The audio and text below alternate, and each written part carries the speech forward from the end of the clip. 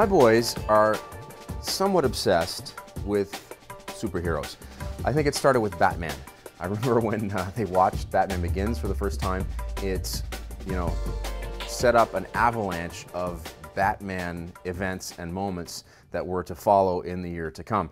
From that moment on, every costume had something to do with Batman, and they wanted to buy Batman books and Batman comics, and they were wanting to get Batman figurines. They were completely obsessed with Batman. In fact, they still are. This past summer, I took them to see the new Superman film, and that was the event of the month for them. They were stoked to be. They love going to see movies with Dad anyway. It's always a big event. It's a little bit of man time. I take the girls too sometimes, but when I take the boys, it's super fun. We buy bad stuff. We smuggle candy in. They each get to pick their own pop, and they can get whatever size they want. It's a big deal. And when the movie they're seeing is a Superman movie, it's the best possible scenario. Tony Stark is like a big-time idol for my boys. They love Tony Stark. They can recite the Iron Man movies phrase by phrase. I don't even know, like literally, no exaggeration, they've seen each of the Iron Man films at least 10 times, maybe more. Okay, they love Iron Man. They love Thor. They love Captain America. They've watched every Hulk movie, even the bad one. What's been interesting is that they've kind of began to make the transition from comic book superheroes to real life superheroes. Just because you don't happen to have billions of dollars like Tony Stark or a red cape like Superman doesn't mean you can't achieve incredible things. And this is in evidence in the fact that my oldest has discovered the famed superhero Arnold Schwarzenegger. And so he's watching every Arnold movie he can get his hands on. He is begging me to let him watch Terminator. I told him, son, it's rated R, probably for a good reason. I don't even remember the movie. I mean, I remember moments from it, but I don't remember if it's like really rated R, like movies today are rated R, or if it's kind of like 1984 rated R, which is today's PG-13. So I've told him, I've promised him I'm going to watch it, and I will let him know. He's living right now to see the Terminator. His obsession with Arnold Schwarzenegger is to the point that he's begun working out. Lucky him, he has a mom, my wife, who's a pro trainer, and so she has, no joke, set him up with a training program, and we put a little weight area in the garage. We already had one to begin with, where I work out and my wife does when it's really crappy weather outside. But Jordan is out there 3 times a week pumping iron because he wants to look like his hero, Arnold Schwarzenegger. My youngest son, Sam, has another hero, also from the real world. His name is Tom Brady, number 12. Last year, Sam insisted on getting number 12 as his jersey number. He plays quarterback for his football team. And, Tom Brady can do no wrong. He was heartbroken last night because the Sunday night game was featuring the Patriots, and I just couldn't let him stay up. He was so fried from the weekend, but he was crushed because it was a chance to watch his hero, Tom Brady. My sons are living evidence that we all want to be like our hero. So today for you, I have a wonderful sermon titled 10 Tips to Becoming a Superhero. All of us want to be like our heroes. All of us, even the psalmist. This is Psalm 15, a psalm of David. Lord, who may abide in your tabernacle? Who may dwell in your holy hill? He who walks uprightly, who works righteousness, and speaks the truth in his heart. He who does not backbite with his tongue, nor does evil to his neighbor, nor does he take up a reproach against his friend, in whose eyes a vile person is despised, but he honors those who fear the Lord. He who swears to his own hurt and does not change, he who does not put out his money at usury, nor does he take a bribe against the innocent. He who does these things shall never be moved. Great psalm. I was reading it in my devotions, and it just jumped off the page at me, and I thought, I need to preach to these people from this particular psalm. Look at verse 1 right off the top. It's powerful. Lord, who may abide in your tabernacle? You could start and finish the whole sermon with this one word, Lord. Okay, it's fair to say that for David, God, the Lord, is his idol. And I don't mean idol like a false god. I mean idol like an American idol. The one that David looks up to more than anyone else is the Lord God. Lord, who may abide in your tabernacle? David's hero is God. It's fair to say, from studying the life of David, from reading his Psalms, that for him it all starts and stops with God. Okay, to know and to be known by God seemed to be David's purpose. And in that, he's a very good role model for us. The first teachable point for us out of Psalm 15 is to let your life start and stop with God. This means to let God be your common denominator. Let Him be the center of your days. Let your awareness of God, your relationship with God, the way in which you push and pull with Him as you try and figure out how to make sense of your life, let that be the center of your days. Let that be the dominating characteristic of your life. Let God be your highest ideal. Let your life start and stop with Him like it did for David. Verse 1, Lord, who may abide in your tabernacle? It's wonderful to read this in the Hebrew. It's like He's saying, okay, God, can anyone live in your tent? The word for tabernacle in the Hebrew is tent, ohel. Can anyone live in your tent? This is wonderful Jewish writing here. It's both rhetorical and at the same time a deep expression of desire. You know, every time you read a Hebrew writer ask a question that is then followed by, a powerful piece of writing like this, that he's asking it somewhat rhetorically, like he knows in his heart that none of us are ever really going to measure up to this. It's a rhetorical question. Who can live in your tent? Of course, nobody could actually live in a tent with God. But at the same time, it is a deep expression of desire. We get a very powerful point from this, that just because something is unattainable doesn't mean you should stop working towards it. This is for me this morning. I came in and highlighted this sermon. I wrote it last weekend, getting ready to preach it for you here and now today, and I read this verse and it spoke right to me. Just because something is impossible doesn't mean you should stop working for it. You never know what's going to happen along the way. As you're working towards something, sometimes the Lord can bring something out of left field that you never expected. That thing you're working towards, maybe that particular thing that you had in mind is never going to happen in the way in which you thought it might happen, but something just incredible is going to come that you never would have encountered had you not been obeying God, following God, doing that thing that you had been doing as unto Him. Just because something is unattainable doesn't mean you should stop working towards it. So the second teachable point is this: keep pursuing that impossible dream. Okay, David wants to dwell with God. He here is expressing the elemental need, the most basic desire of humankind. Okay, he's assuming that if God exists, if God made everything that is, including you and me, and if the Bible accurately records the essential truths of this story, then the reason for your existence is to be in continual fellowship with God.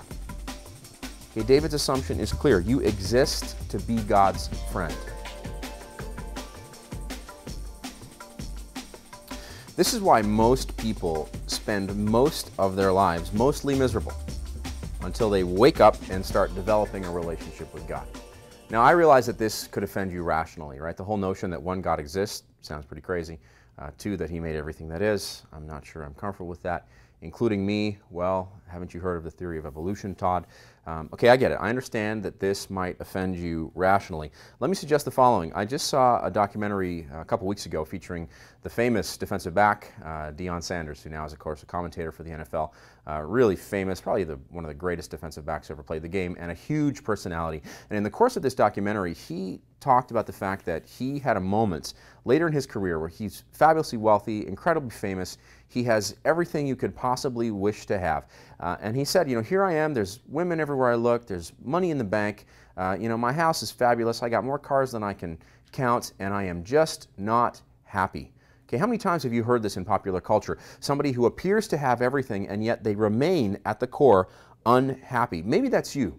Okay, if you have tried everything else, if you have tried the pursuit of money, if you've tried the pursuit of sexual pleasure, if you've tried the pursuit of amassing material goods, if you've tried the pursuit of fame, the esteem of your friends, if you've tried pursuing safety and security as a way to attain happiness, whatever it is, you've tried everything else.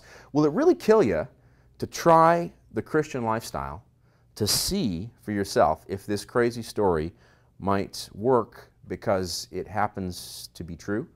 Would it kill you to try? I understand you're thinking, just what, try it out?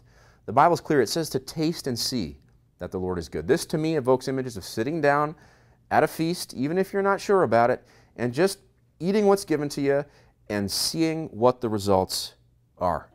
Will it kill you to try? Oh God, who can be your friend? It's time to cue the impossible list. Look at verses 2 through to verse 5. This is out of Psalm 15. He who walks uprightly and works righteousness and speaks the truth in his heart, He who does not backbite with his tongue, nor does evil to his neighbor, nor does he take up a reproach against his friend, in whose eyes a vile person is despised, but he honors those who fear the Lord. He who swears to his own hurt and does not change. He who does not put out his money at usury, nor does he take a bribe against the innocent. He who does these things shall never be moved. This is an impossible list, okay? It's impossible. There's two ways to deal with it. We are not going to deal with this list in the classically Jewish way. The classically Jewish way to deal with this, if I was a rabbi preaching out of Psalm 15 in synagogue this weekend, is that I would take this list, I would parse it, I would try and figure it out in light of contemporary culture, in light of biblical history, and I would parse it for its actual achievability. And then I would preach it to you, and I would highlight those aspects that I think are actually achievable, and I would encourage you, with all of my ability as a speaker, to try and rise up, to do your best to achieve this impossible list, to work harder, to be worthy of your heritage, to do what you can to achieve the items on this list. We're not going to come at it that way. We're also not going to come at it in the classically Christian way, where we say, look, this list was fulfilled in Christ, by Christ, and at the cross, his righteous fulfillment of the law, including this list, was transferred to us. Therefore, we never need to think about it again. I propose a hybrid model. I propose a both-and approach. Yes, this list is impossible. Yes, Jesus fulfilled it. So we as Christians do two things. We point to Jesus. We say, look, when it comes to list fulfillment, Jesus is the ultimate list fulfiller, okay? We point to Jesus. And then, hear me, we get busy emulating him, okay?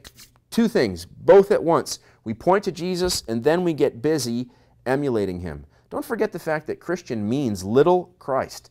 The whole point of the Christian lifestyle is Christ-likeness. Okay, hear me. The whole point of the Christian lifestyle is Christ-likeness. So our hook into making Psalm 15 relevant to your life today is to work this list like this is how our life should start looking, as through constant emulation we slowly begin looking more and more like Jesus. So without further ado, 10 ways to make sure you're looking more and more like Jesus every day. Or put in a way my sons would appreciate it, 10 tips to becoming a superhero. Point number 1, be tasty. Say what? Verse 2, he who walks uprightly. Let me say first, he who walks uprightly. This is a continuous process. It doesn't say he who is righteous.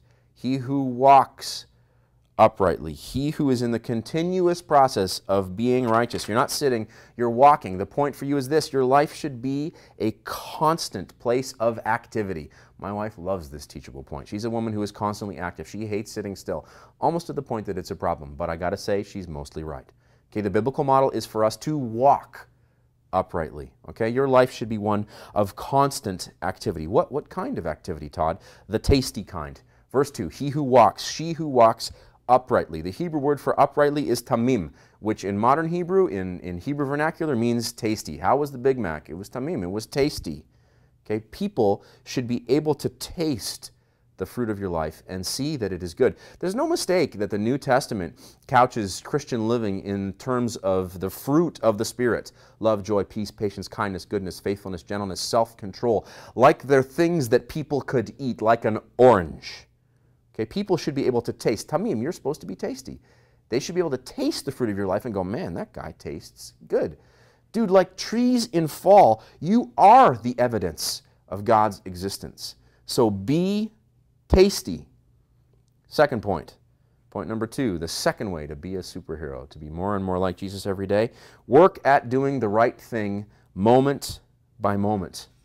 Okay, look at verse 2. He who walks uprightly and works righteousness. Again, a continuous process. He who works righteousness. All right? Righteousness is not a state of mind. Righteousness is a state of being. Okay? It's a state of being. Work at doing the right thing. And anyone who's ever tried to continuously do the right thing knows that it is work. It is tiring. Sometimes you feel like you need a weekend, right, from working righteousness. You don't ever get to take a day off when it comes to doing the right thing. If you want to be a superhero, if you want to make sure you're looking more and more like Jesus every day, work at doing what? The right thing, righteousness, the right thing in any given situation. The third way to make sure you're looking more and more like Jesus every day is to tell the truth. Verse 2, he who walks uprightly and works righteousness and speaks the truth in his heart. Okay, tell the truth even in your heart of hearts. How easy is it to say one thing and think another? Right? We do this all the time. So what'd you think about so-and-so? Oh, I thought it was great. And meanwhile, in your mind, you're thinking it was terrible. It's amazing to me how often we couch lying as politeness. Okay, we don't want to say what we really think, and so we say something different. The biblical model, okay, is to say the truth, to say what you think in your heart. The Christ emulator seeks to have honesty work from the inside out. This means that it's the condition of your heart that you need to work on, right? Because it's a problem if in your heart you're thinking evil, damnation, and murder. Of course you can't say that. So don't say some fake nice thing just because you think it's good to be nice. No, work on your heart so that in your heart, okay, you are thinking beautiful, kind, loving, affirming things, and those things will then be able to be spoken by you. This is why the Bible says, out of the abundance of the heart, the mouth speaketh. Okay, someone who's looking to be a superhero, to be more and more like Jesus every day, is someone who tells the truth in their heart of hearts. Put in today's vernacular, keep it real. The fourth way to be more and more like Jesus is to not hate. Don't hate. Look at verse 3. He who does not backbite with his tongue. The word for backbite is ragal. It means to vilify. When do you vilify someone? It's not a term we use very often. You vilify someone when you speak poorly of them in their absence. Have you done this? You say something nice when they're around, and the second they leave the room, you say something not so nice. This is what it means to vilify, okay? It's almost the only time, sadly, we say something not nice about someone is when they are not in our presence. It is, I think, truth to say that we are all, to some degree, backbiters. I know that I have been guilty of this. If you want to be like Jesus, Todd, stop it. Friend, if you want to be like Jesus, stop it. All right, the fifth point to help you become a superhero, to be someone who's looking more and more like Jesus every day, is to play nice. Again, in verse 3, second part of it, first part we just read, he who does not backbite with his tongue, nor does evil to his neighbor. Okay, the word here for neighbor in Hebrew means associate. Okay, the next point, point number 6, deals with those who are closest to us. We'll get there in just a second.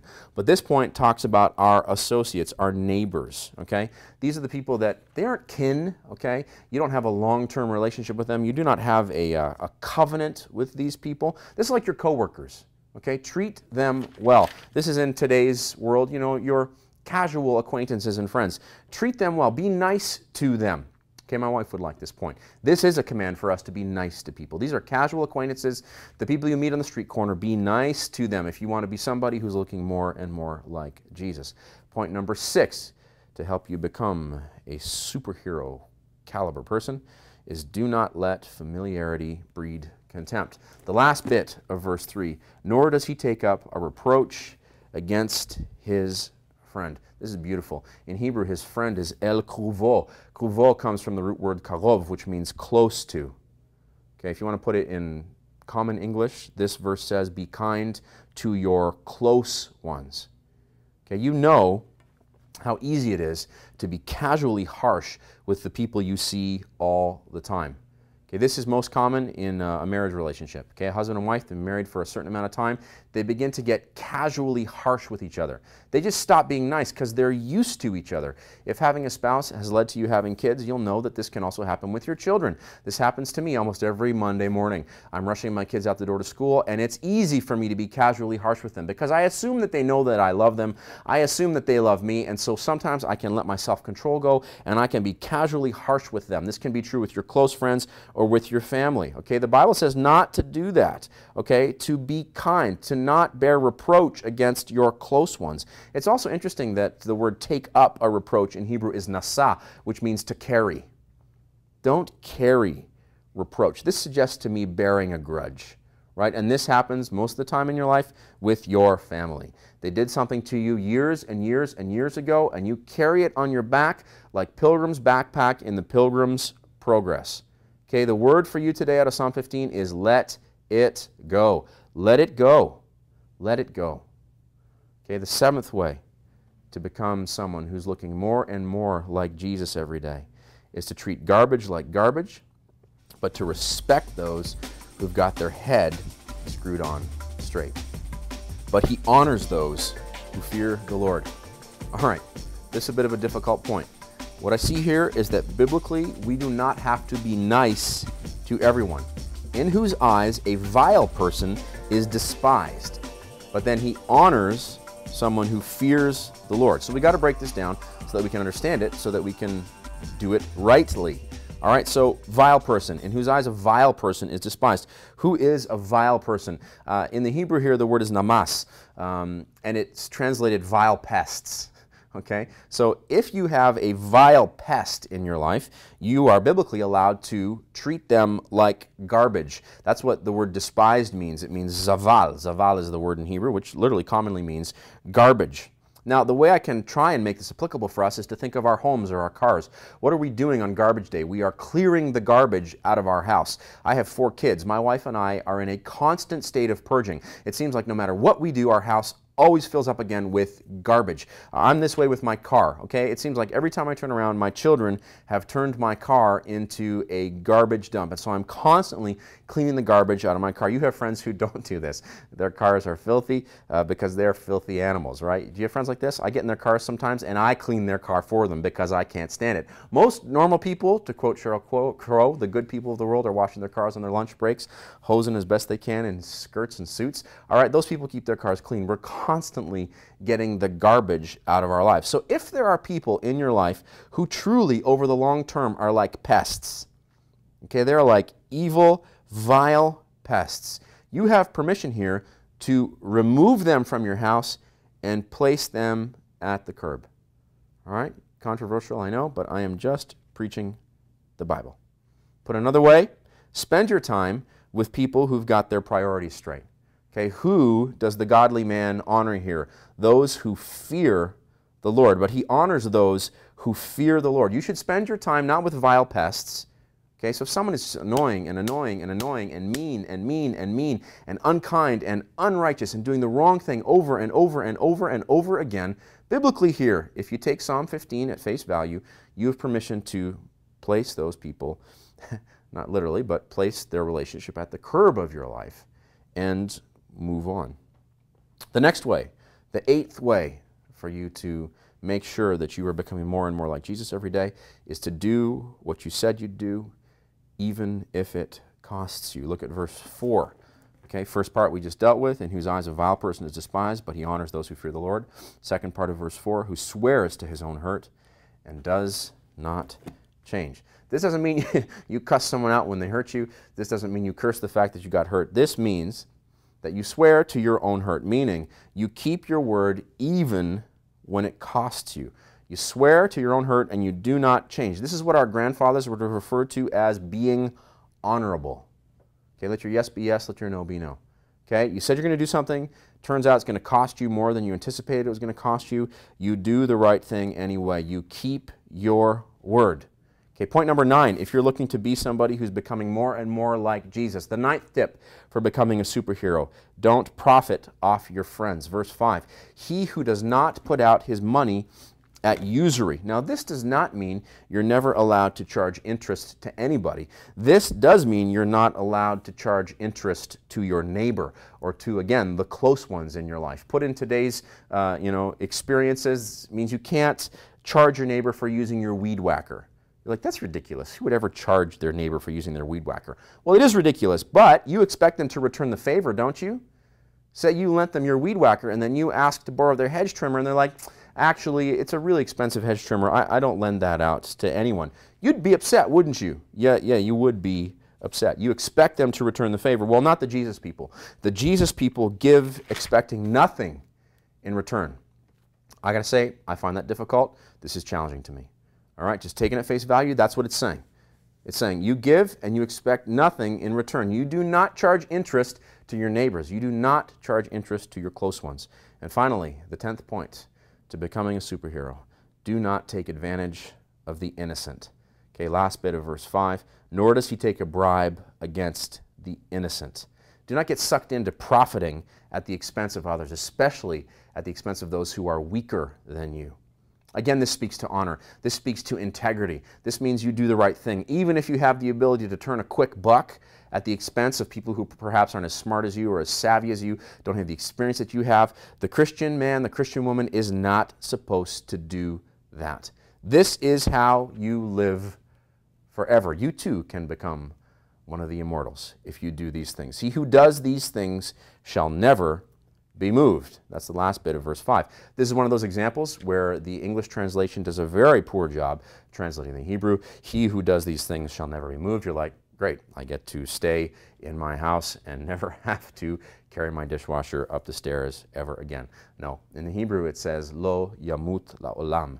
He who does these things shall not die forever. So the implication is clear and the stakes are very high. The writer is saying, if you do these things, if you abide by these 10 points to becoming a superhero, you will not die forever. Okay, newsflash, he assumes that it's possible to die forever. Lo yamut la'olam, you shall not die forever if you do these 10 things. But what? The implication is you will live forever. If you want to be like a superhero, okay, if you want immortality, you need to be like your superhero. You need to be like Jesus.